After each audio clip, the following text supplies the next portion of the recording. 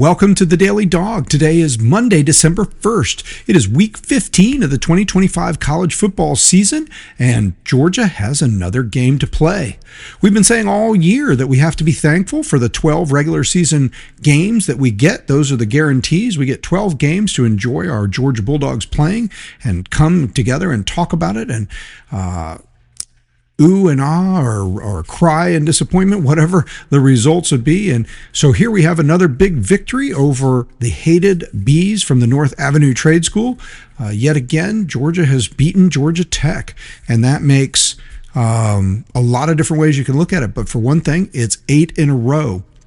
So in an important historical step, Georgia has stepped forward and beaten Georgia Tech for eight times in a row, which means it ties in the series. Tech had the record in the series for having won 8 times in a row, and Georgia has now tied that record. So that's no longer a historical record that Georgia Tech has over Georgia. Let me just pause for a second and say we're back to our quarter system today. So this is the first quarter of today's Daily Dawg, episode number 52.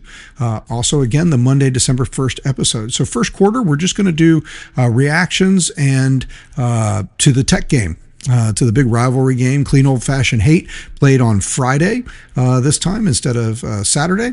And so we're going to just go through some reactions to that. So first and foremost, congratulations, Georgia. Congratulations, fans of Georgia.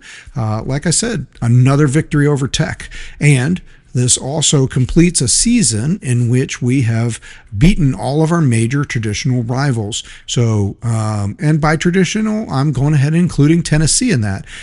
Even though Tennessee was not a major rival of Georgia's really until Georgia and Tennessee were forced to play every year when the conference split into 2 parts back in 1992. And we started the SEC championship game. And that's when Tennessee was able to go on a roll and win 9 in a row. And that pretty much stoked the fires of the rivalry for me and for many Georgia fans. And so we've talked about that a lot, though, extensively. But we beat Tennessee, and that was the 9th time in a row we've beaten Tennessee. And so, again, we equaled that record this year where Tennessee had beaten us 9 times in a row. We beat Auburn for the 8th time in a row.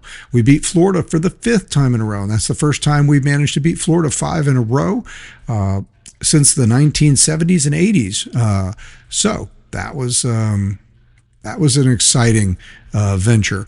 And then I don't think I'm going to throw this in. Texas is certainly not a traditional Georgia rival. We had barely played. This is only the 8th game, but we evened up the series with Texas, now 4-4 all time, the record with Texas, and we've beaten Texas 3 in a row since they joined the conference. We had the joy of playing them twice last year, beat them, and we beat them again this year.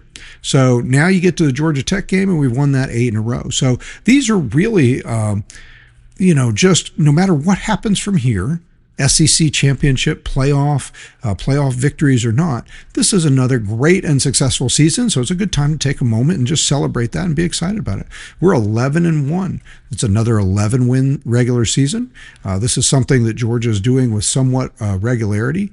Kirby Smart has won, I think I read this the other day, every season since 2017, Kirby's second season, Georgia has won 11 or more games, except for, of course, also the COVID era season. But we only had 10 games scheduled. So I guess we could have won 11 had we made the playoff or the SEC championship game and won virtually all of our games, but it was a shortened season. So we're discounting that one and we're not concerned about it. We're saying, look, pretty much every season other than that COVID season, after starting with Kirby's second year, team has won 11 in a row. And you compare that to Ole Miss. Just won 11 games in their regular season for the first time in the history of the program. So big difference when you talk about history of programs. That's some context to this idea I'm always looking at about the history of our program and where do we stack and rank. And these are things that, again, just as a fan, I just think it's fun to keep track of. It's bragging rights. It's something to talk about. It's knowing the history of your team and this sort of group, this family, this extended connection that we all have together by being either alums or fans or both of Georgia and Georgia football. And so we get to go back and look through the history, something we can pass down. My children get to revel as as fans of Georgia football, and not all of them are as excited about Georgia football as I am, but they do. Some of them do take some pride in that history and enjoy learning it. So something we can hand down and talk about. And so here we are at the end of another season, having beaten Georgia Tech in this year's edition of Clean Old Fashioned Hate. What I'm reminding everybody is the official 117th version of the game, a much played rivalry, an old historical rival. And Georgia Tech is one of the great teams in the history of college football, as we've been talking about. And they've been on hard times in recent years. In this win, I was just pointing out that we recently, that we'd won 8 in a row. Also, along with 8 in a row, there's other things you can look at there. We've won 9 of the last 10.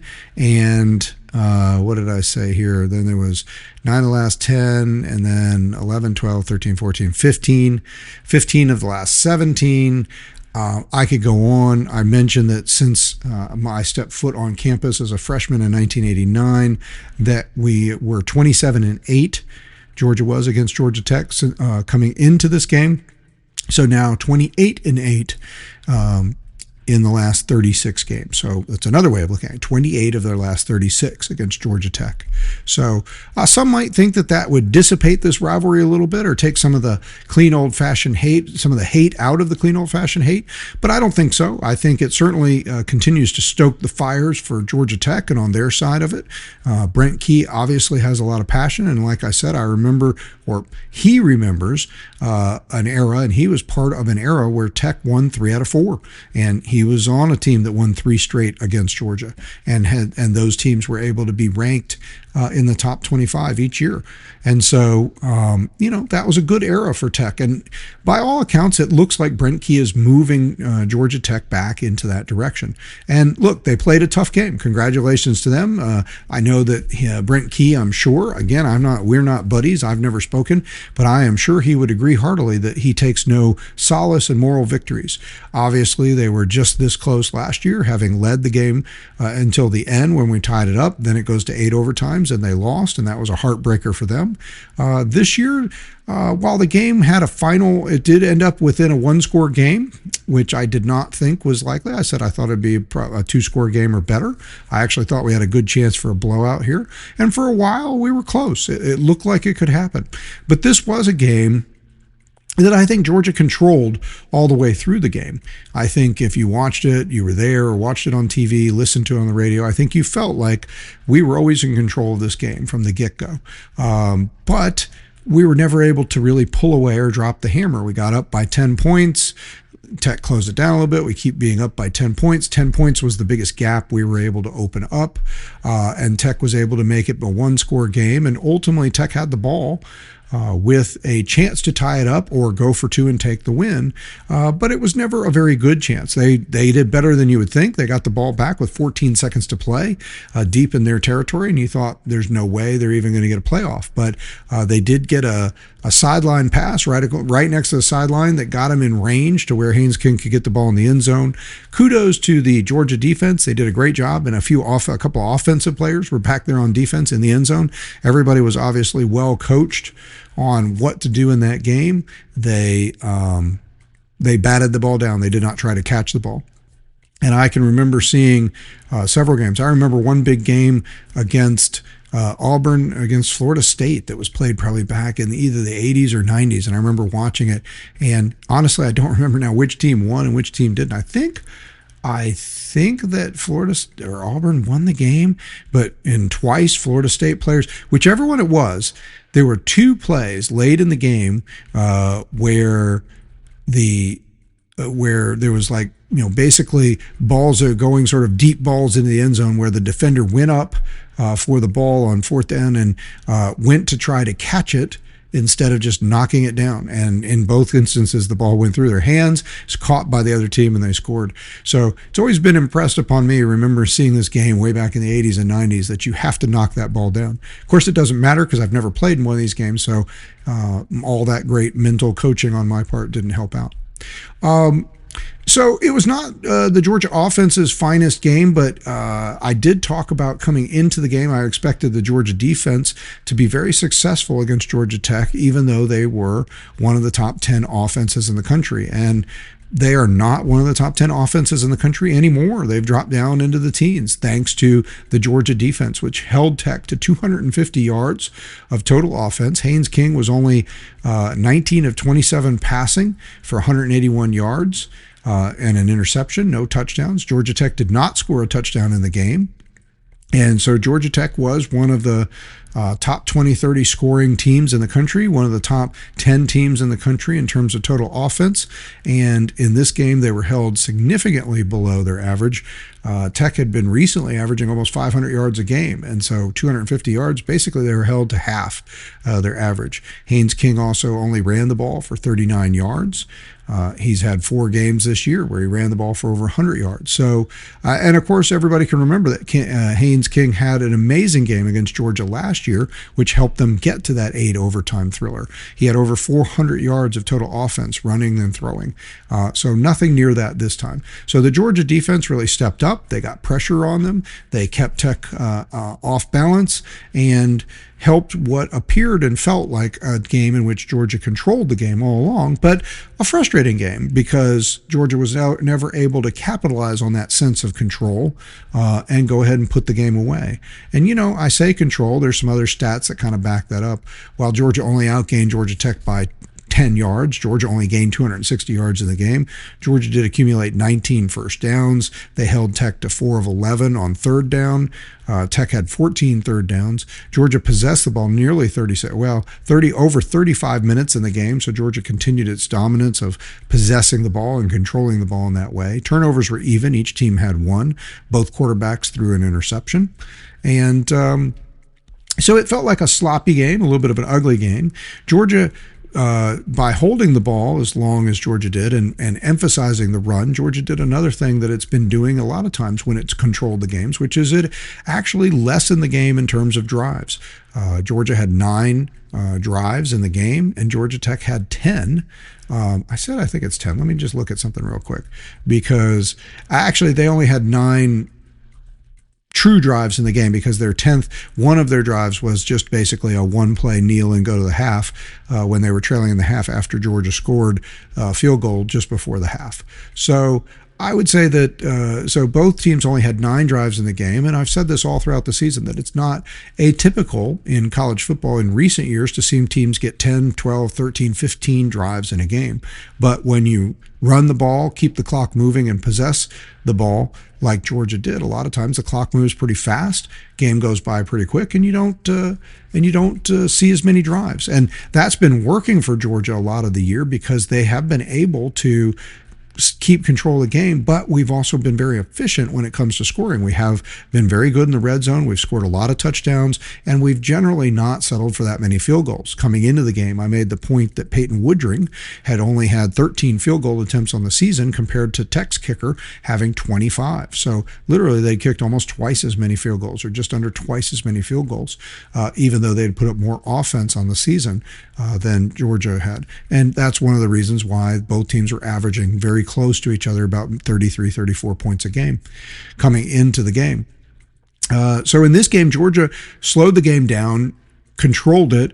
Both teams only had 9 drives. Georgia scored on 4 of their 9 drives, which is a little below average, but pretty decent efficiency. And Tech was held to 3 of 9, which is what you want to see. You want to create some separation there. But there's very little separation in this game because, unlike what I had thought might happen and what Georgia has been able to do throughout the season, Georgia did not capitalize on as many touchdowns, actually only having 1 touchdown in the game, the only touchdown in the game by either team, and settling for 3 field goals of the 4 scoring drives. So had Georgia flipped the script and done what they normally do in a game, which would have been maybe to score 3 touchdowns and 1 field goal out of 4 scoring drives, then this game could have been 24-9, which still wouldn't have felt like a butt whipping necessarily on the scoreboard, but it would have felt a little more like what I think the game felt like when we were watching it. But the game did move by pretty quickly, especially at the half. Even the commentators noted that, like, wow, this game seemed to go pretty quick. And it did. And like I said, Georgia, I think, was largely in control for the whole game, but I think a lot of us were frustrated with how that played out.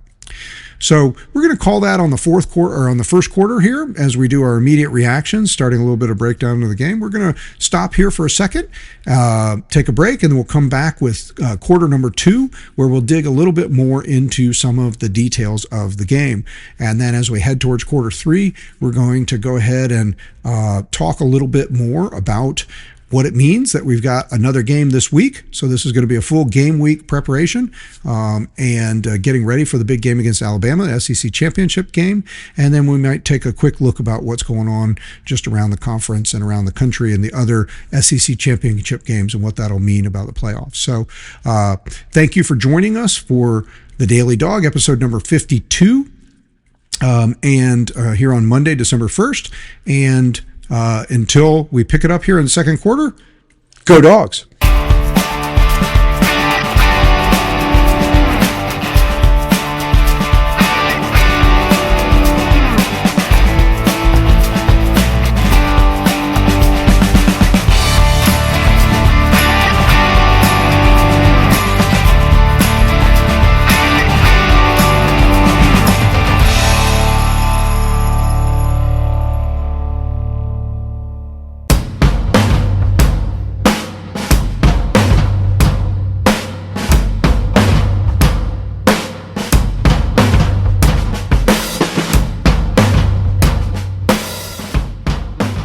Welcome back to quarter number 2 of the Daily Dawg. This is episode 52, Monday, December 1st episode of the Daily Dawg, and we are in quarter 2. In quarter 2, we are picking up where quarter 1 left off, which is reactions and commentary and initial breakdown on the game against Georgia Tech from Friday. Again, we're excited to revel in the fact that we've won 8 straight now against the hated Bees from the North Avenue Trade School.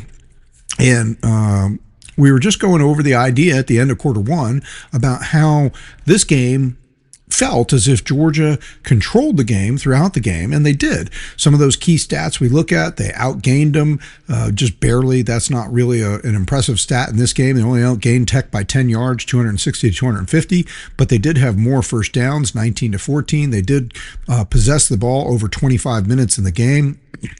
And we had a better third down conversion. Well, I don't know if we did actually or not. Let me look at that real quick. We were 6 of 14, which is just under 43%, and they were 4 of 11, which is 36%. So Georgia was able to kind of play to its strengths. Normally we get about 46%, 47% first third down conversions while holding the other team, and we've been dropping this down early in the season. We were giving up over 40%. But we'd been able to push that down into the 30s as the opponent's third down conversion ratio. So Tech is a team that actually was gaining more like 47, 49% third down conversions on the season. So again, these are all areas where we held Tech under their averages. We kept Haynes King in check, a guy who went off for over 400 yards against us in offense and pretty much led the way to making that such a crucial game last year. I mean, not a crucial game, but such a close game. I mean, it was crucial, but so, it's Georgia was able to do a lot more, and I thought Georgia defense would continue its trend and its resurrection. What I also said coming into this game, when I gave my final predictions, is I said that I thought that Georgia offense, that Tech's defense had been playing horrifically, averaging giving up over 560 yards a game in its last 3 games, including giving up over 500 yards of offense to Boston College, who's more or less a bad offensive team. And so Georgia's offense has been consistent all year, while not always flashy and dynamic. They have done a really good job on the season of grinding out on time of possession, first downs, running the ball, and just continuing keeping the ball moving. So the offense had been something I'd really come to rely on. I think we'd all become a big believer in Gunnar Stockton. He's proved to be clutch dynamic, a real warrior out there, and just the heart and soul of a team that had really, in many cases, been led by the offense. The offense had been the part of the team that had to really do extra work to overcome some deficiencies as the defense was kind of learning and feeling its way into this season. Think of the Ole Miss game with eight straight scoring drives. Think of the Tennessee game and the way the offense had to match Tennessee blow for blow until eventually we could create a little separation, only to have Tennessee tie the game up and put us back into overtime. But then our offense took care of business in overtime, and the defense created just enough separation. And that had kind of been the MO early in the year. Just enough separation from the defense, an excellent performance from the offense, and able to win games, all except for the game against Alabama. And now we're going to be back to talking about that a lot more because what are we going to do? We're going to play Alabama again. So, of course, that is not a direct result of winning or losing this game. Winning or losing this game wouldn't have changed anything about that. But the fact that Georgia was already in the clubhouse at 7-1, turns out 7-1 is the top record in the conference. So Georgia's actually I believe coming into this game, well, I guess Alabama is also 7-1, and had beaten Georgia. So I guess Alabama is the top seed in this matchup, and Georgia's the second seed in the matchup. Hadn't really stopped to think about that yet, but and this is, of course, because Texas, a team that we handled quite well, and just really our biggest victory in the 3 games that we played against Texas in the last 13 months. Our biggest victory was actually this last one, 35-10. But Texas had won and played well in the games before the game against Georgia, and has played well in the games since then. They beat Arkansas, putting up over 50 points. While the defense gave up some yards, they still played pretty well offensively, and then they came back and had a big second half. Arch Manning looked lost against Texas A&M in the first half, but came back to lead a big charge in the second half, where they outscored Texas A&M 24-7 and won 27-17. So we'll get back to that and talk about that a little bit more. But again, it continues to reflect well on the fact that the Georgia defense has really been playing well against teams that are doing well when they're not playing Georgia. So suddenly, the numbers and the way the game is going looks a little different. And as it turns out, really for the first time all year, the Georgia defense is the part of the team that really carries the game here. Certainly, we got to give credit to special teams. Peyton Woodring had a big game, nailing all 3 field goals he was asked to kick, including a 50-yarder, and every one of them proved to be necessary. And overall, it was Tech made mistakes. Their kicker also made all 3 field goals that they got him a chance to kick, but Tech did make mistakes on special teams, which cost them, especially noting right at the beginning of the game where the kick returner goes to fair catch the ball and loses control of it and then picks it up and steps out of bounds at the 3-yard line. And that should have paid off more dividends. I will never be convinced. I actually haven't had a chance to see a good replay of it yet.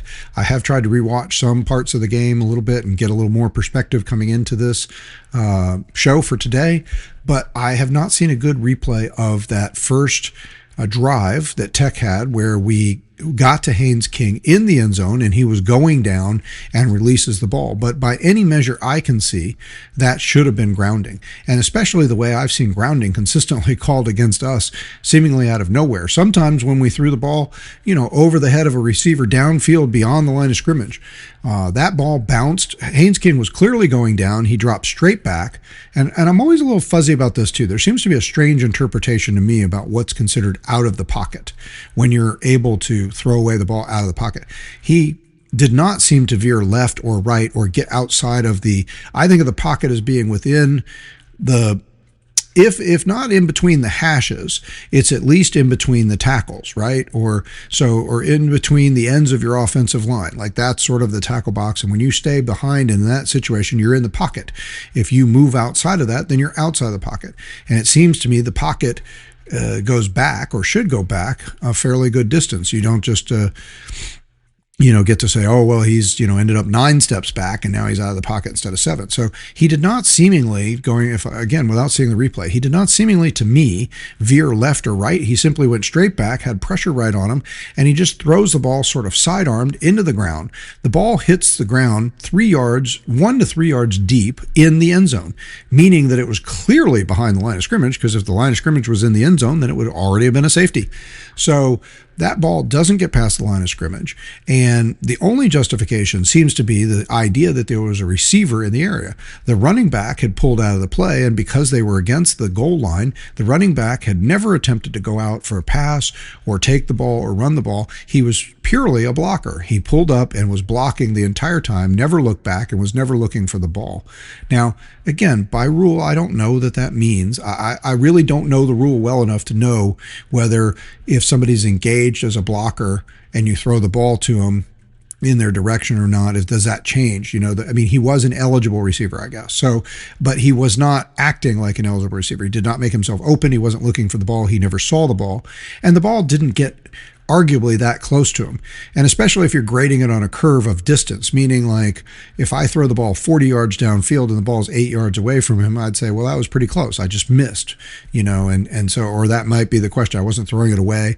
Or if there's a guy down the sideline, I throw it 6 yards out of bounds or in front of him, 6 yards out of bounds. Is that close enough to be, in the area or not?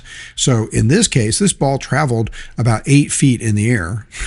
And so it landed at least 7 or 8 feet away from the quote unquote intended receiver, if you're calling the running back who wasn't looking for the ball and was blocking a receiver, which he was not acting like a receiver. So again, the main thing to me is Haynes King goes straight back. He's under tremendous pressure. As he's going down, he sidearms the ball into the ground, basically behind the line of scrimmage and in the end zone.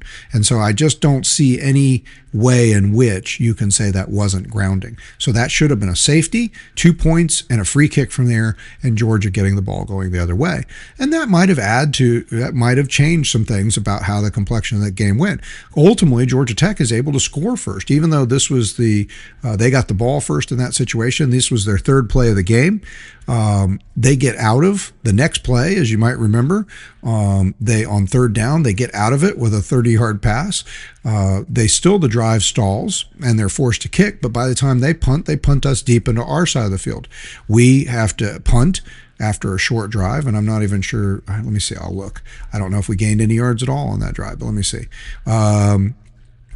Actually, our very first drive was the one where we threw the interception. So we were moving.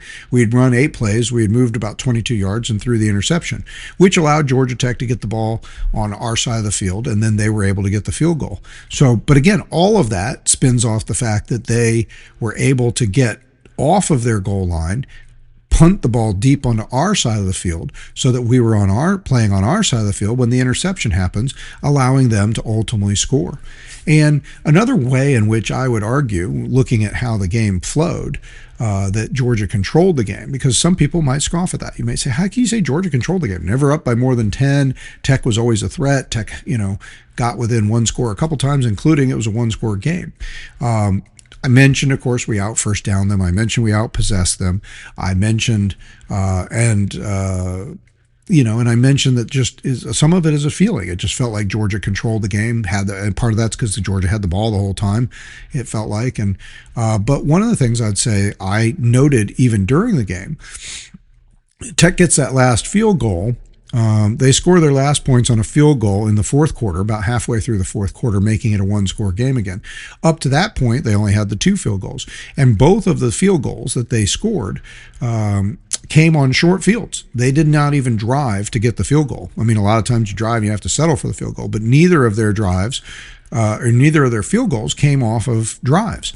The first field goal, as I just mentioned, came from getting the interception. So they started with the ball at the Georgia 38-yard line after the interception. So they drive 7 plays, 24 yards, and they kick the field goal. And then their second field goal of the game comes after Georgia had to punt and gave them a short field again. And they drive 6 plays, 27 yards for the second field goal that made it 13-6 after we'd been up 13-3 since the half, honestly. So So this is, the only 6 points they scored in the game, and they'll ultimately only get the 3 field goals. They only scored 9 points in the game.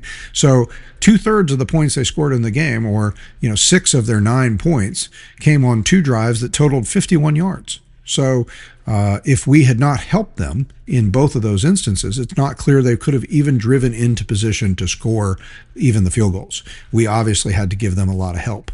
But despite the turnover and despite the short field, again, the reason that they are able to get that second field goal is because we were just not playing well on offense. This was a terrible offensive game. Georgia gets the ball in that drive at our own 4-yard line. So that was after the amazing interception by Ellis Robinson. So he intercepts the ball down at the 4-yard line. A stunning play by him, often compared already. I've seen multiple videos and people, and it really does look and remind you just of the play that Malachi Starks made against Oregon in his freshman debut a few years ago when Georgia just destroyed Oregon in the first game of the year. Very similar looking game, and just again a highlight reel play, this time from the defense, where most of the season we've seen those from the offense. So, but Georgia has to start deep in its own territory, having let Tech drive a little bit, but ultimately getting the field goal, or not the field goal, getting the interception on the long pass. And Georgia's not able to get out of its own way, though, unfortunately. Despite the exciting turnover, we're not able to do anything with it. We have some penalties, incompletions, bad plays that result in loss. Next thing you know, we're at 4th and 20, and we're punting from our own 8. So we only get 4 net yards from where Robinson intercepts the ball. And having to punt from our own 8, have a decent punt, 45 yards, but still Georgia Tech gets the ball at the 47. So from the 47, they only have to drive 27 yards to get the field goal. Still is a pretty, it's a 44-yard field goal. Their kicker's a good kicker, Groza Award finalist this season. I was a little disappointed to hear that and think about the fact that I guess those awards have already, been moving forward into the season. And obviously Peyton Woodring is not one of the finalists. So, which is a little bit of a shame. But again, I think it comes back to what I said earlier. Most likely is they just haven't seen him have to be a main weapon in the season. The offense has done such a good job generally of scoring touchdowns. He's only had 13 field goals on the year. He's 12 of 13, excellent percentage, only missed 1 field goal on the season, had a couple 50-yarders, but is left out of that Groza Award consideration, I guess, because his team hasn't asked him to kick a bazillion field goals this year. So, all right. So that gets us a little deeper into the breakdown of the Tech game. We're now at the end of quarter 2. So we're going to step away, take a quick break, and we'll come back. And I think we've got a little bit more to say about the Tech game before we start to look ahead and preview a little bit about the big SEC championship game coming up against Alabama, which probably means we'll save reactions and discussions about the other teams in college football and what's going on out there for our next podcast. Going to try to do a minimum of 3 podcasts this week, maybe 4 or 5, because it is such a big week. I thought it was going to be a slower week. I was really honestly anticipating that we would not make the SEC championship game. Kind of envisioned A&M and Alabama winning out and us missing that. And so all of a sudden now it's a much busier week. But this is the end of episode 52, quarter 2. We'll be back in just a moment for quarter number 3. And until we come back to then, go Dogs.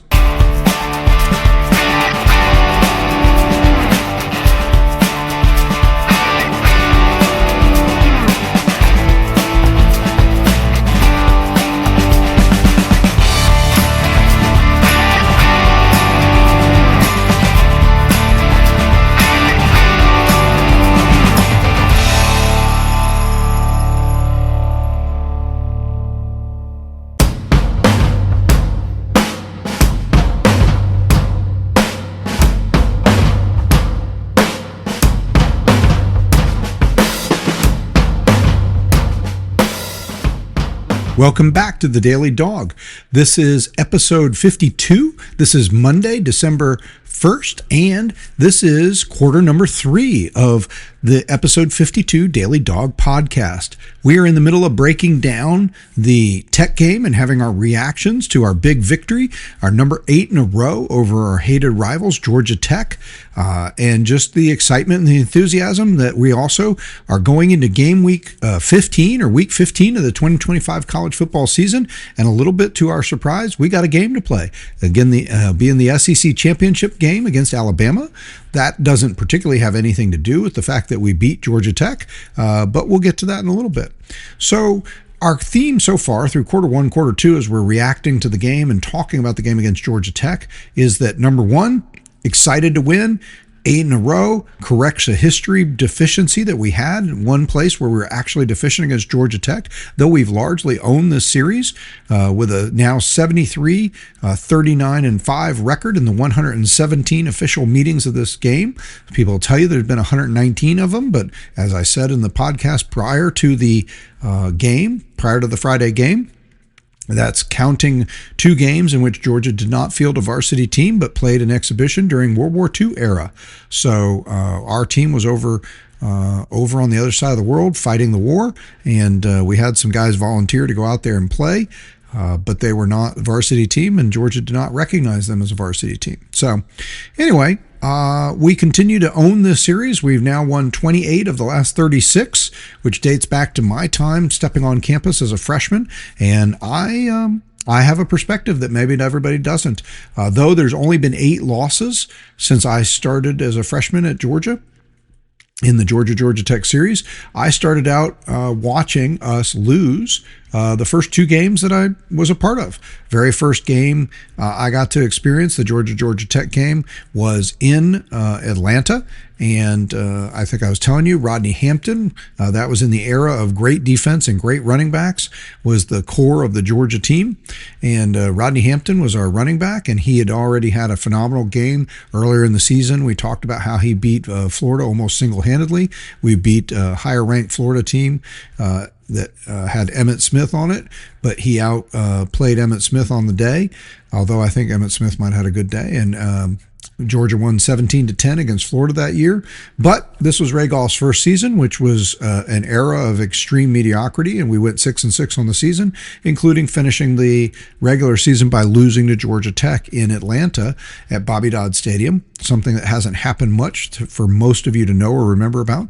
But Hampton got hurt they had the world's worst, cheap, terrible AstroTurf back in those days, the old-fashioned, just like thin carpet that's green carpet over concrete. And Hampton got his ankle twisted or stuck on that terrible concrete. You couldn't even wear cleats. You had to wear turf shoes, if anybody remember those, which were sort of like fake little cleat type shoes that had just little rubber nubs on the bottom to try to get grip. And one of 2 things almost always happened. You were either slipping all over the place, especially if there was any moisture at all, and it was like playing on ice, or your cleats would actually be too grippy and they would stick to that carpet, and people would twist their knees and ankles all the time on that. Not to mention being tackled on it. It was they had no real padding underneath that stuff, so it was basically just being tackled onto a concrete surface with, again, a small layer of green carpet over the top of it. So that was Georgia Tech's.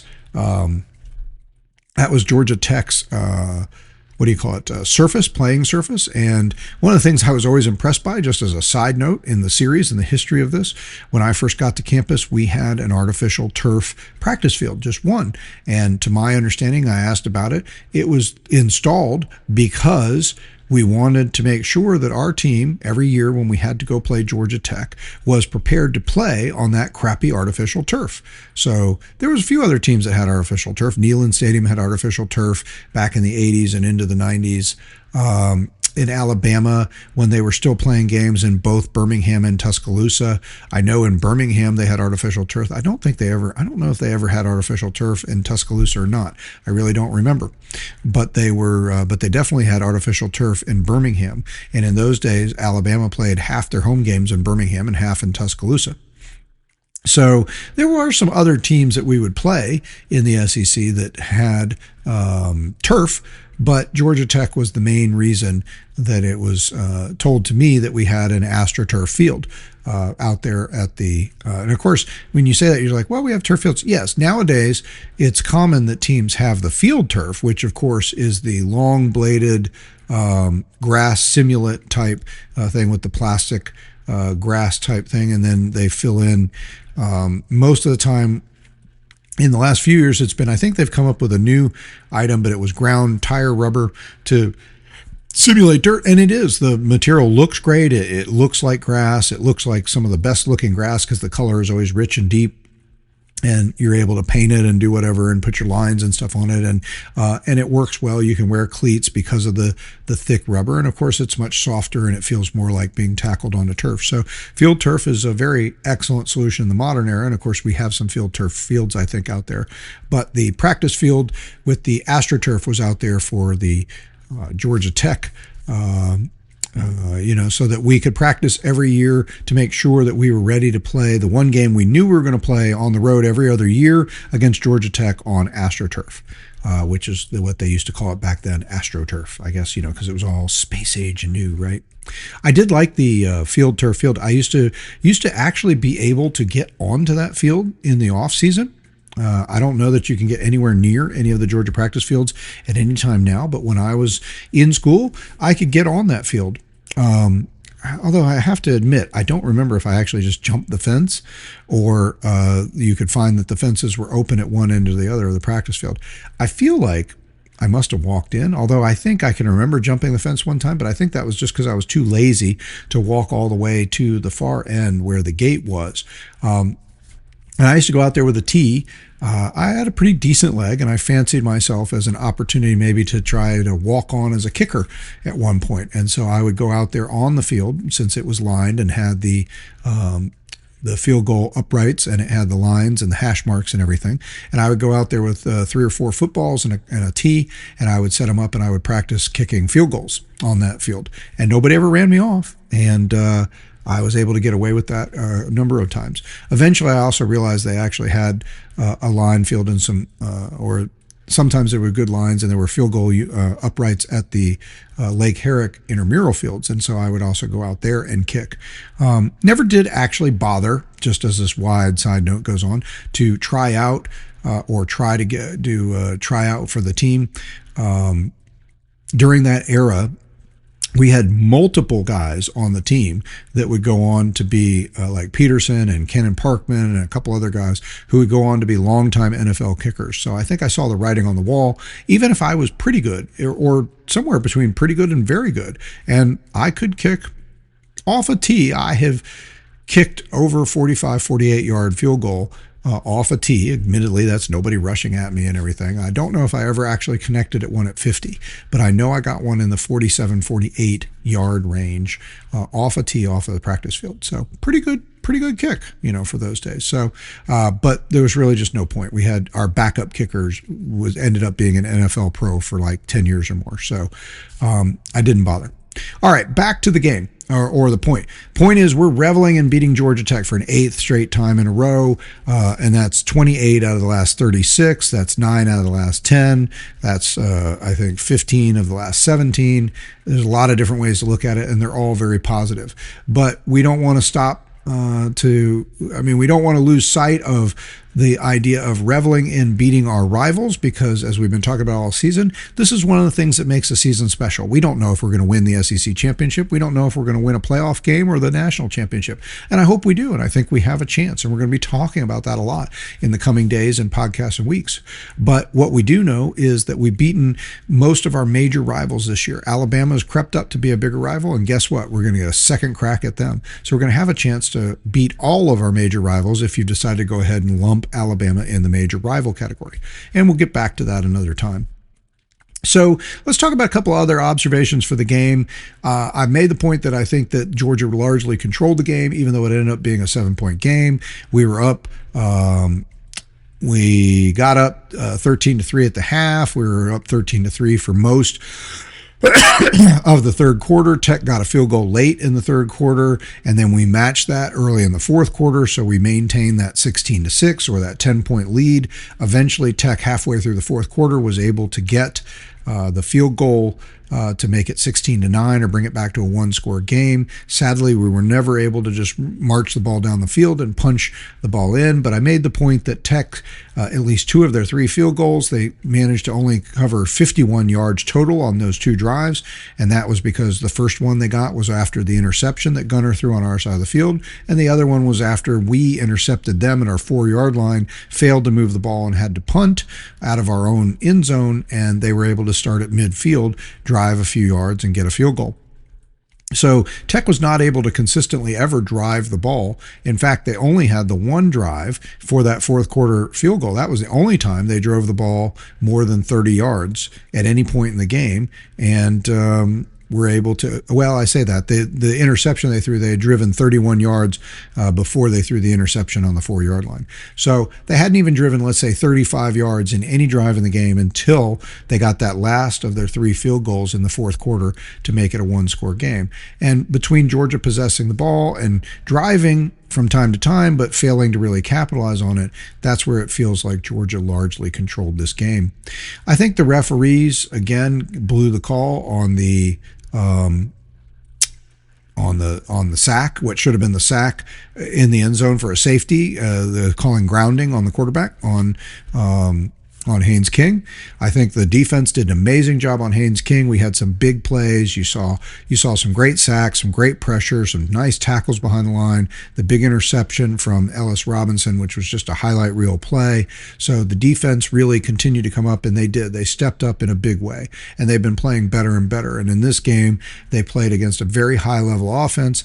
I expected them to play well and help create separation in the game for us. I thought they might, hold Tech to anywhere between 10 and 13 points, maybe give up as many as 17 to 21. But I thought our offense would continue to sort of dominate the day.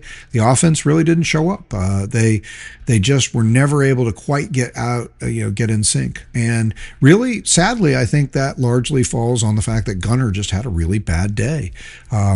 I think by the second half, Georgia Tech was really fired up. They again, I think, were well coached. They came out in the half and they really played well. In the first half, I think it was more us, though. I mean, listening to the announcers, especially our radio guys, looking at a couple other things people said, it seems like there were routes open. I didn't always be able to see them from the TV, and I did not end up going to the game. I mentioned I might get to go. I did not end up going to the game. So I watched it on TV, listened to the radio broadcast, did some replays, and I'm never able to really get a good picture of what routes are open around the field, but I have good authority from people who do know that there were routes open, and Gunner just wasn't seeing them very well. And then a couple times didn't make very accurate passes. A few of the passes he made were right up against the sideline. Like Dylan Bell had a circus catch that he caught, but he was out of bounds, and it seemed, it was just by just low margins. Noah Thomas tried to fight for a ball, again, coming down out of bounds with the ball, or maybe not even coming down with the ball, but balls that were right up against the line. And Gunner's numbers were pretty terrible. 11 of 21 for 1 touchdown, 1 interception.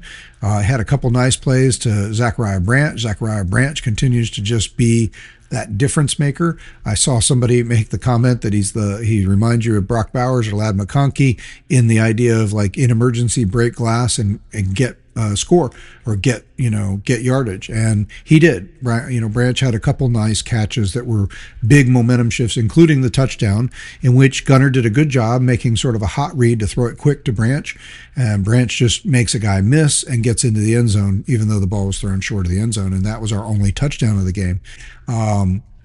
Overall, Nate Frazier had another big game running the ball, and in a sort of twist of irony, there was a lot of sense both from the announcers and maybe even some fans, where normally people are complaining, oh my gosh, not another Bobo run up the middle.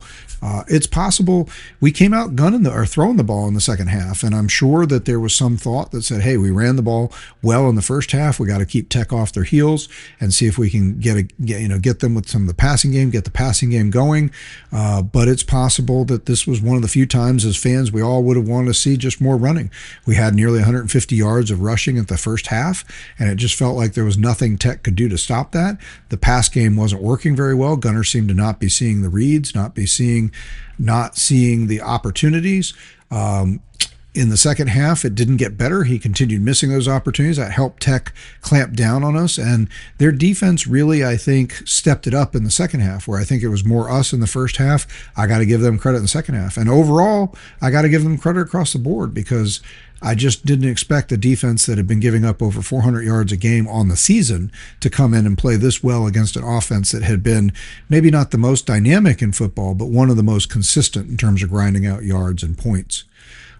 So my little digression to my story about field goal kicking has kind of used up most of quarter three here, without getting as far down to the analysis, but we're going to go ahead and take a quick break for the end. This is the end of quarter three. We're going to come back and wrap up in quarter four, where we'll finish our recap and talk a little bit about the upcoming game with Alabama, which is, we got a lot of content on that this week, so we'll be back with several podcasts this week to break down in every way possible the scenarios for playoff and with Alabama and the upcoming game and what we think is going to happen there. But we'll touch on that just a little bit here in the fourth quarter before we wrap it up today.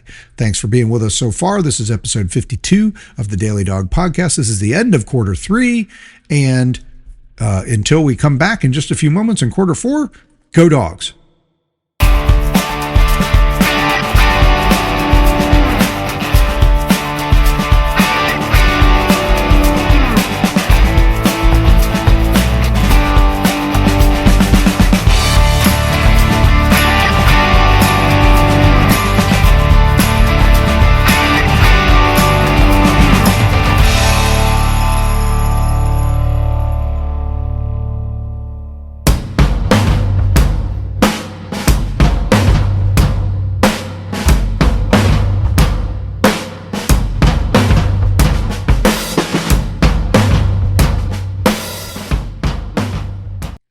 Welcome back. This is the fourth quarter of episode 52 of the Daily Dawg, Monday, December 1st.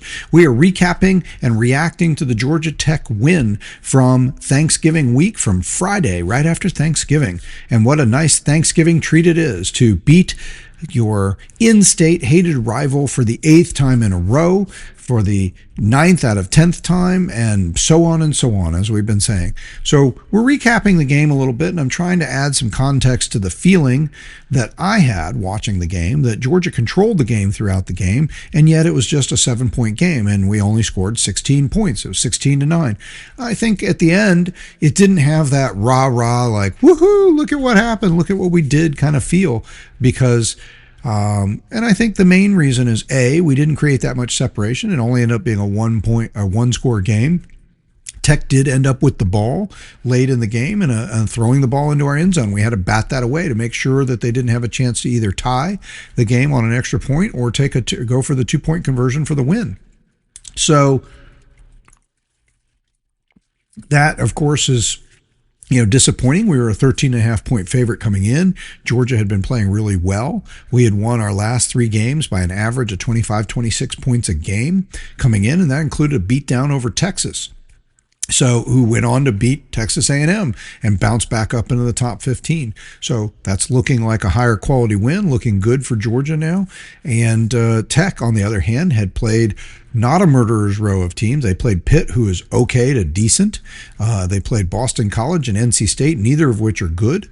And Boston College being an offensively challenged team, and yet they put up over 500 yards of offense. So coming in, I thought Georgia had a chance for this to be a blowout. I kind of predicted that maybe this is 38-21, something in that wheelhouse, or 35-17, something like that the Georgia offense would get its 450 yards and 35 points, 32 to 35 points. The Georgia defense would continue its progression on the season of getting better and better, get pressure on Haynes King and limit them maybe as low as 10, 13 points, but maybe 17 to 21. Well, the second part of that happened. The Georgia defense was even better than I thought, held them to 9 points, just 3 field goals. Only two of those, they didn't even drive the ball. We had to give them the ball at midfield or our side of the field for them to even get 20 or 30 yards forward to get the field goal. They only had one drive from their side of the field to our side of the field with a score in the whole game, and that was late in the fourth quarter. And yet somehow, despite all that, there's a little bit of not a good feeling about the game. That you come away going, well, okay, I'm glad we won, but man, that was tense or closer than I thought it would be. And of course, Tech, as we said, look, they're playing. Games don't progress just because Tech uh, was closer to us 2, 3 years ago and overtime last year, that doesn't mean you progress to winning this year. But that had been the case since Brent Key took over. You go back and you just look at the games, and Georgia back in the last full game of Jeff Collins' era, back in the 2021 season. And of course, this was an epically good team, right? A national championship team with an unbelievable defense, but Georgia won that game 45-0. Then the next year, it was still a pretty emphatic win for Georgia, but if I remember the game, and I remember feeling like we never just quite pulled away or throttled them off like you might have thought. Still, the ultimate final score, 37-14. That was the 2022 game. And again, that was a team that went undefeated and won the second of back-to-back national championships. In 2023, a team that goes undefeated in the regular season, the game was only a 31-23 game. And that involved Tech scoring late to pull it within the 8 points and then trying for an onside kick. And, again, inching closer, but still, for a lot of that game, Georgia had had a pretty good lead, and Tech pulled close late. And then, of course, last year, Tech started off like a house on fire, and they put us down big in our own stadium. We had to fight back to tie it up to get to overtime, and then the 8 overtime thriller that you remember. So, each one of those games is sort of incrementally moving forward. But football doesn't move incrementally forward year to year because teams change, even if the coaches are the same, and there's a lot of different factors, and you're playing a different team. The team you're playing is a different team. But Georgia continues to be a team that has more talent than Georgia Tech. Georgia continues to be a team that is a little bit more on elite level than Georgia Tech, and Georgia Tech's making strides. So, a pair of 7-6 seasons now, even with the loss, as I said, coming into this game, they're 9-3. They have a chance to win their bowl game and go 10-3, get back in the top 25. Even if they don't and they lose a bowl game, they'll be 9-4. Still a 2-game improvement over the previous 2 seasons where they were 7-6. And they were, much more even than their losses. They were competitive, including this game. This game, they only lost by 16-9. And this was surprising, especially surprising result given how badly they had been playing on defense. So, the thing I didn't expect to do was completely shut them down on offense, but them to completely shut us down on offense. And like I said in the third quarter, I think that largely our offense was off because Gunner had a really off night. And a little bit concerned, Gunner's now thrown an interception in 3 straight games. You go back 3 games ago, he was, only had 2 interceptions on the season. Now he's thrown an interception each of the last 3 games. Fortunately, none of those have resulted in losses or been the deciding factor in the game. But in those other games, he was still really good, just the heart and soul of the offense. In this game, Gunner was never good. And that's concerning.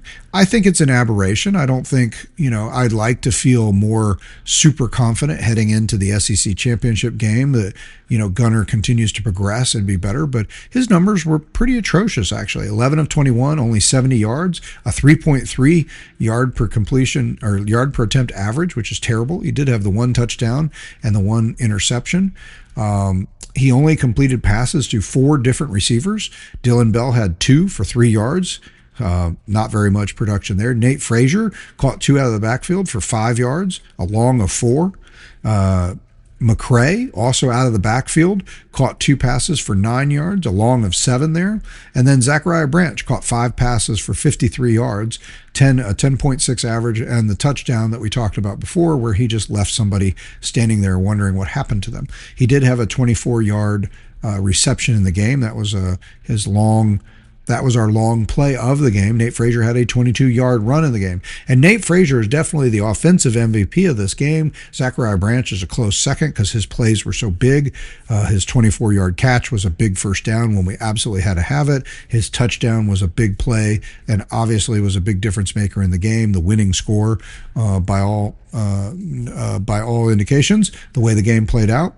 But Nate Frazier, 16 carries, 108 yards, 6.8 yard average, and that went down in the second half when it became clear that we were just having all kinds of trouble throwing the ball, and they just kept handing the ball off and hoping to get something better of it. At that point, Tech was really stacking the line, and where it seems like we're often in what you call obvious passing situations that make it a little harder on third and long, we were in obvious running situations on first and second down, and it became tough sledding for Josh McCray and Nate Frazier in the second half. Gunner himself had a sort of a Gunner-like day, not a great yard average, but he picked up a couple big first downs and did a decent job running the ball. He had 15 carries for 42 yards. But I think the point where you really this is one of those games that kind of points to sometimes how close these things are, where a game could just as easily turn here or there. The Texas game, 14-10 going into the fourth quarter. Georgia's able to score 21 unanswered, and it's a 35-10 blowout by the time you're done. This game had that potential. Georgia had control of the game. Tech had only scored 3 points on the field goal that they got when they started on our side of the field. Georgia drove the length of the field and ends up settling for a chip shot field goal on their first drive. On their second drive, they get into the end zone with the Zachariah Branch touchdown, and Tech gets the ball back, but the sequence of events comes to be that Georgia gets the ball with 3 or 4 minutes to go, I think it was 2 minutes, something like that, to go in the half. And now you've got that awesome moment that coaches love where you get to do the 2-for-1, right? If you play your cards right, you drive down the length of the field, you score with no time remaining, and then because we'd won the coin toss and elected to defer, we're going to get the ball to start the second half. So you get the ball to start the second half, you can drive down again, you have the opportunity to score a second touchdown. So at this point, it's already 10-3. If Georgia can drive and put a touchdown on the board, they could have made it 17-3. And then if they put a touchdown on the board to start the second half, and we've been able to do this against other opponents with better defenses in the year. So you think this is where Georgia drops the hammer. And so watching the game, you really felt like, okay, this is where we've got control of the game. We got the ball back a couple minutes just in time to do a 2 to 4 minute drill, score, get the kickoff, come back out. We often come out fired up and doing just house on fire in the third quarter. It's usually a time that Georgia plays really well. So you think, okay, come out here, knife through them, put another touchdown on the board, and we can just pretty much salt this thing away. Before Tech and Haynes King even have a chance to touch the ball again, it can be 24-3. And that's what I really thought would happen. And then when we settled for the field goal to end the first half, I thought, okay, 13-3 at the half. We can still make it 20-3, by getting the ball, come out first.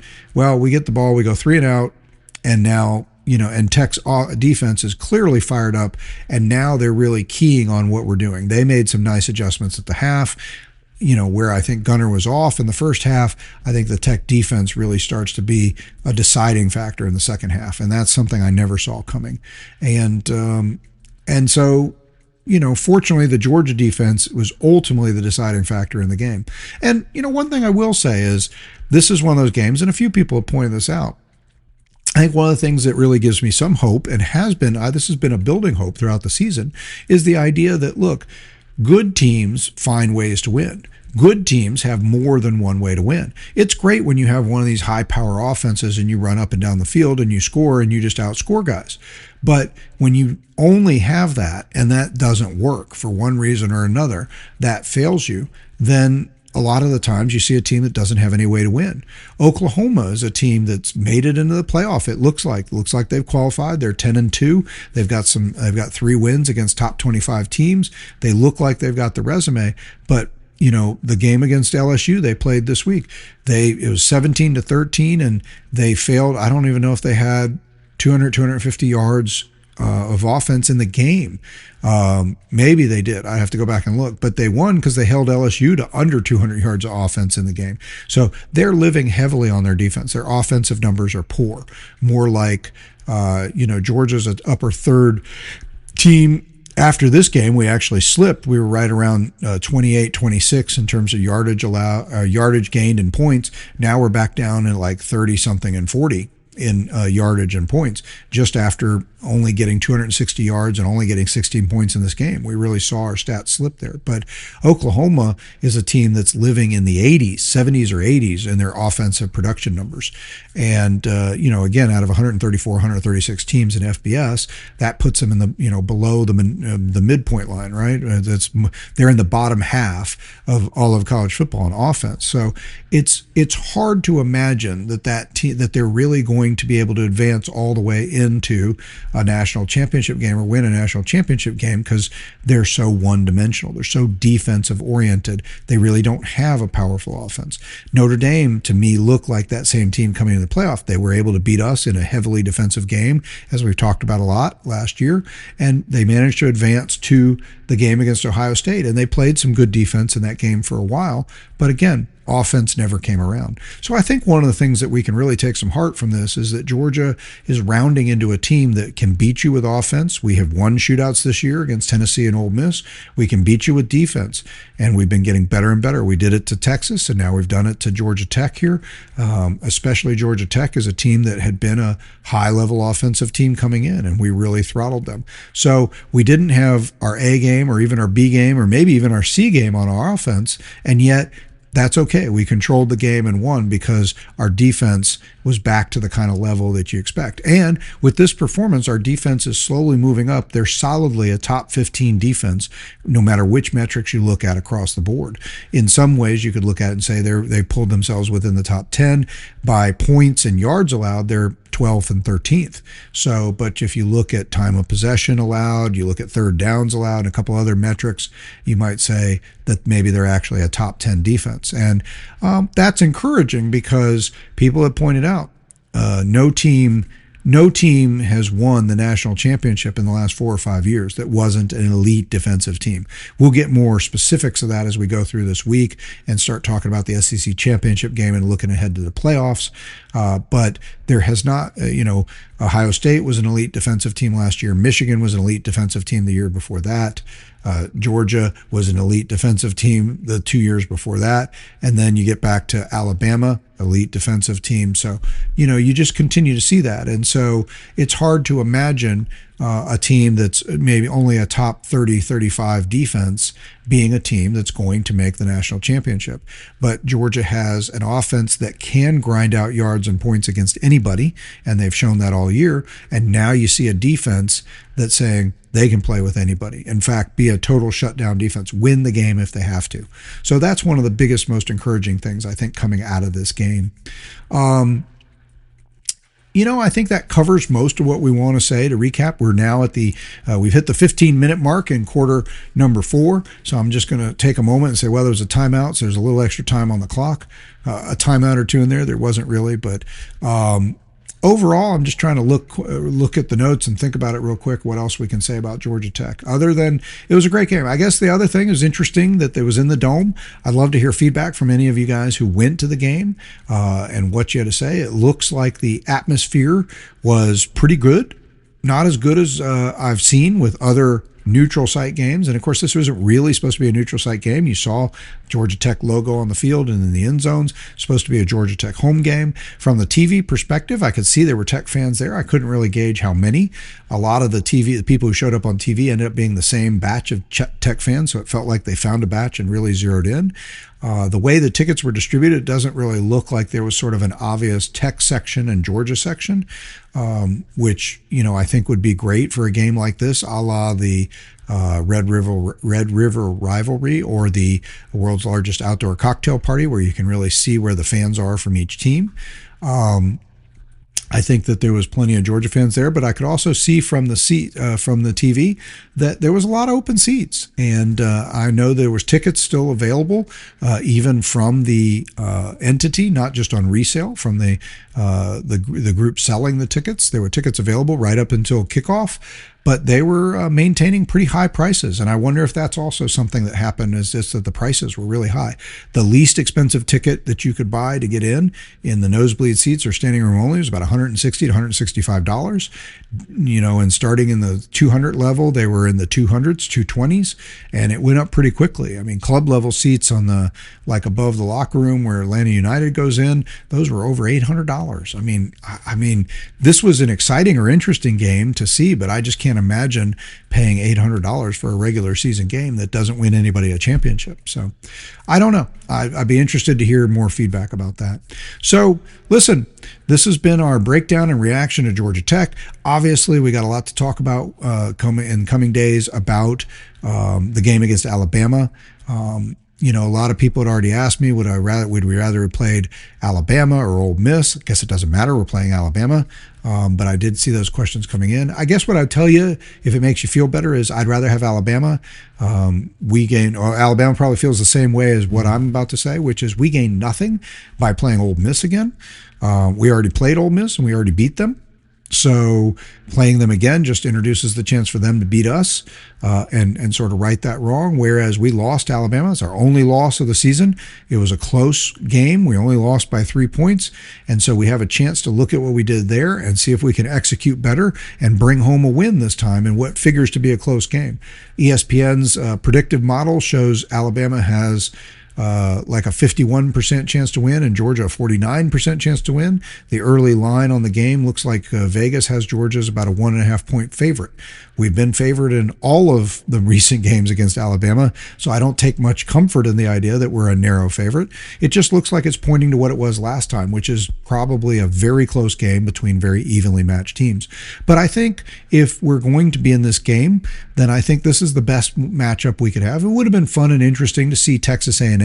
That would have required Alabama losing to Auburn, and I don't think Auburn really had that juice for that, but they came closer than we might have thought.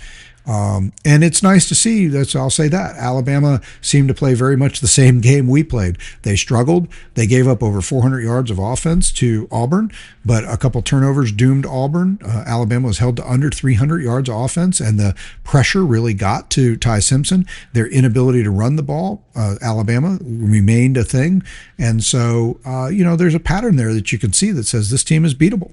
But they pulled out the game. They won it in a close game, a 1-point game. They put more points up than we did, but overall they did not look great playing an overmatched rival. And both teams kind of come into this game a little similar. So yeah, it would have been more interesting to play Texas A&M, maybe even a little more interesting to see Ole Miss in the game.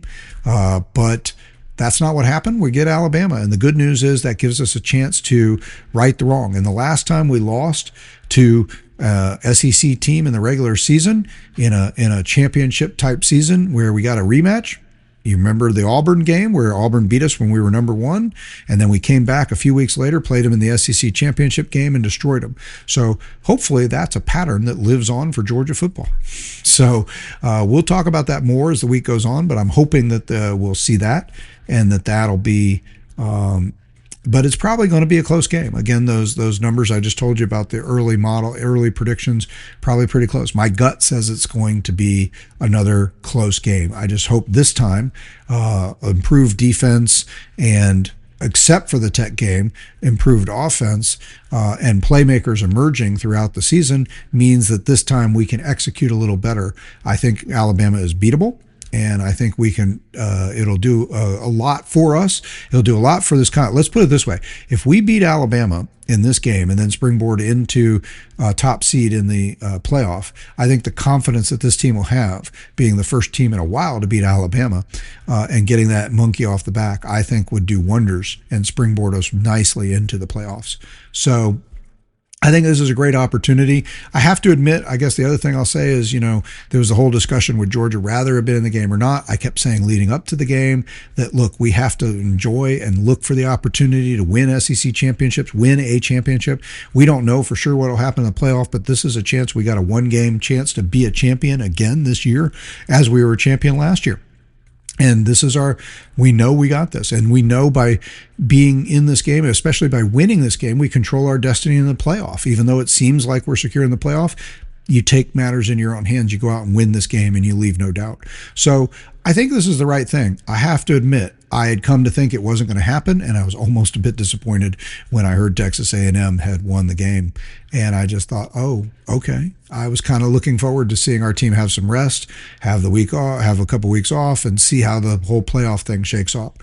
But I'm readjusting, and look, this is the right thing, and it's going to be exciting. We need this opportunity to take down Alabama and springboard ourselves into a championship run. And I think this team is good enough to do it. We'll be talking about that more as we go on. So we have gone deep into overtime here in quarter number for.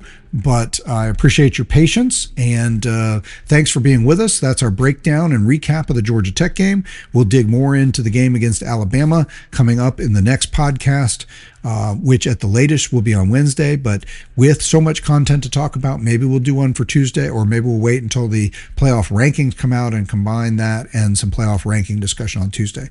So keep your eyes out and come back and join us again for the next podcast. Until then, thank you so much for listening. Please share. Please send any comments. Please, just as a reminder, you can tell people to find us on Apple, Spotify, YouTube audio or video, or you can find us at thedailydawg.com, where you can see either the audio or the video feeds, and you can leave comments and emails, any way to message us. I hope to hear from you. Thank you so much for those of you who've given some feedback so far, and I hope you have a great start to your week.